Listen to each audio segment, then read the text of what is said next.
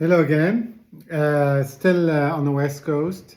This afternoon, we're going to comment on a bottle of Bordeaux that I opened earlier in the week and I really been enjoying.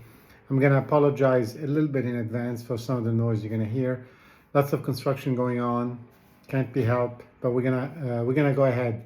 So this is a bottle that was actually reviewed by Hani a couple of years ago, even maybe 2.5 years ago, in a French video, and he's the one who introduced me to this property. So I figured we'll have a video in English as well, as since we are really drinking it. So interesting tidbit about this property. Donc Château Lettres, 2016.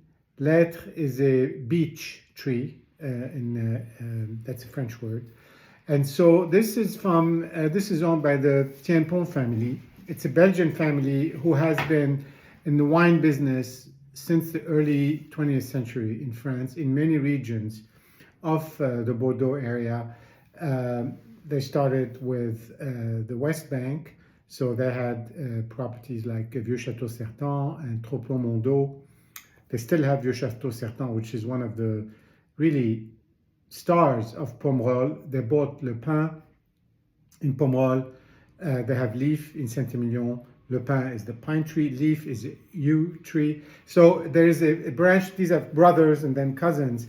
One of the brothers is certainly the owner of Le Pin, and Leaf is into tree names. So when they bought this property from another Belgian family in 2015, I think, something like that, they renamed it to be also a tree name.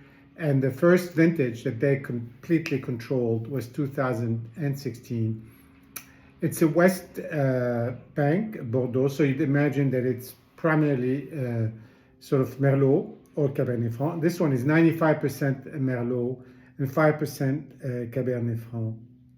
It's interesting because the newer generation is starting to think about actually ripping out some of the Merlot to replace with Cabernet Franc because they think they have a better resiliency for climate change. But we'll see how that's going to develop.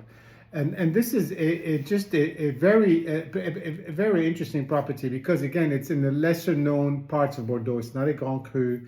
It's not one of the 5 big regions, but it's very well located.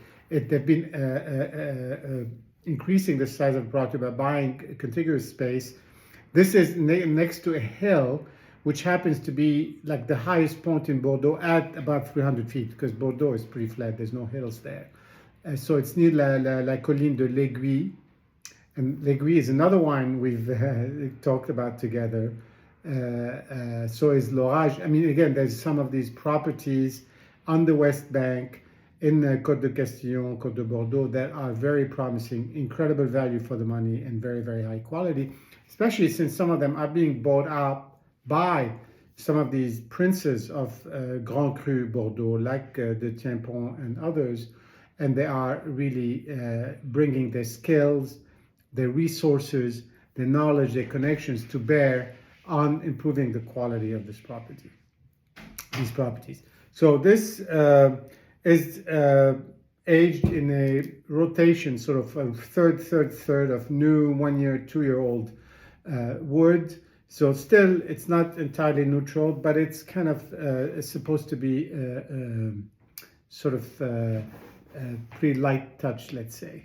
2016 was an incredible year.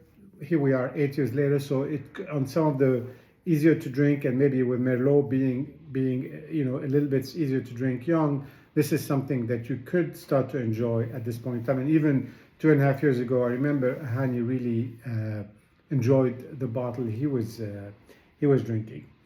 Here we are on the color. You get that really Bordeaux, and it's maybe even more Merlot color, which is sort of a little bit more red. I think it's evolved a little bit since I opened the bottle. Very smooth. There's no sort of coloring on the edges, discoloring. On the nose, it's a bit spicy. There's a little bit of olive, a dark, black olive, which is unusual.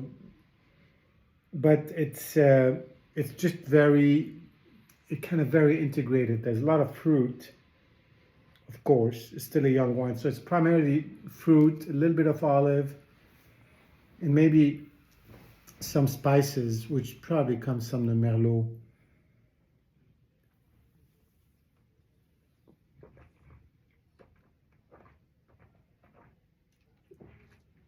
On the palate, you got that really strong Merlot spice with very fine tannins. You feel those two.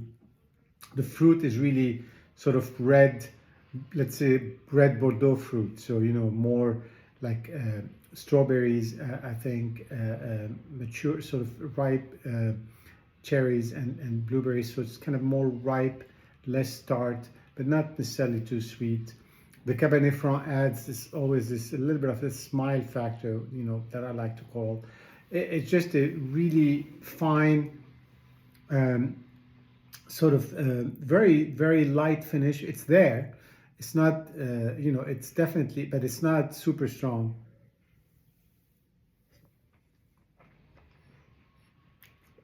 Beautiful wine, very enjoyable, very easy to drink. Doesn't necessarily call for a lot of food or anything like this. And this is what's interesting in this ability to make this Bordeaux into to me, something that's easy to drink, very refined, very fine, but at the same time, it does really come across as a very classy wine.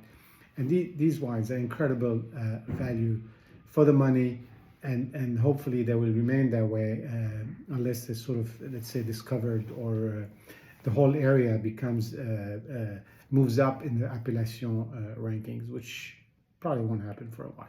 Anyway, great year, great bottle, great property. Cheers, and see everybody soon.